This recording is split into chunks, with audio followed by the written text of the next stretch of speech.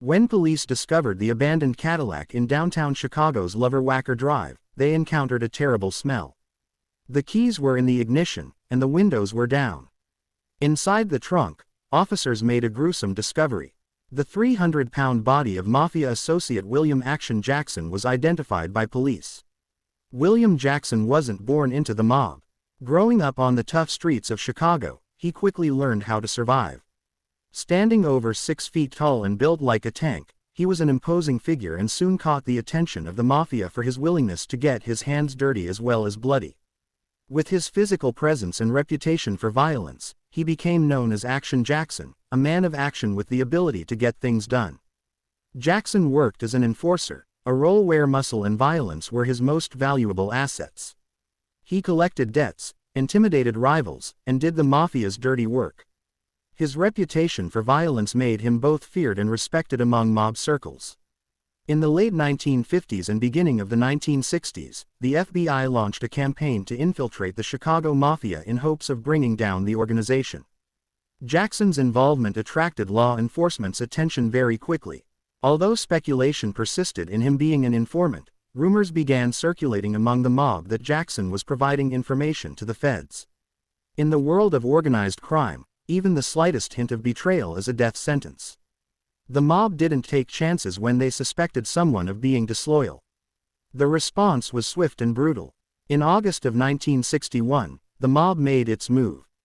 Jackson was lured to an isolated warehouse under the pretense of a business meeting, but instead of a financial opportunity, he was met by several men, and they had questions. Jackson was stripped naked, bound, and gagged. What followed was one of the most brutal and horrific punishments perpetrated by the Mafia in Chicago history. For 3 days, Jackson was hung through the anus with a meat hook as he was tortured with an array of objects. A cattle prod was used to shock, as well as blowtorch burning various parts of his body. They used pliers and various tools to clamp and twist at parts of his body to obtain a confession from Jackson, but one never came. In fact, the men were wrong, and Jackson never worked with police. Jackson truly had always remained nothing less than loyal to the mob. This wasn't just a punishment but also a message that would terrify anyone who might consider crossing the mob. Jackson's death would go down as one of the most savage mob killings of the 20th century. Jackson's death sent shockwaves throughout Chicago. It was a clear signal from the Mafia that any disloyalty wouldn't be tolerated. It also caught the attention of the FBI, who, in response, ramped up their effort to dismantle the organization, putting immense pressure on the Mafia in the following years. Jackson's gruesome end served as a turning point, the Mafia's history.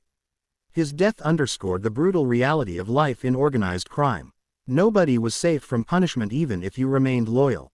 Jackson lived and died by the rules of a violent world. His life and death are a testament to the unforgiving nature of organized crime, where even loyalty is a death sentence.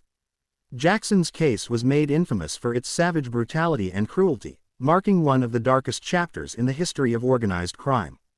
William Action Jackson lived and died by the rules of a violent world.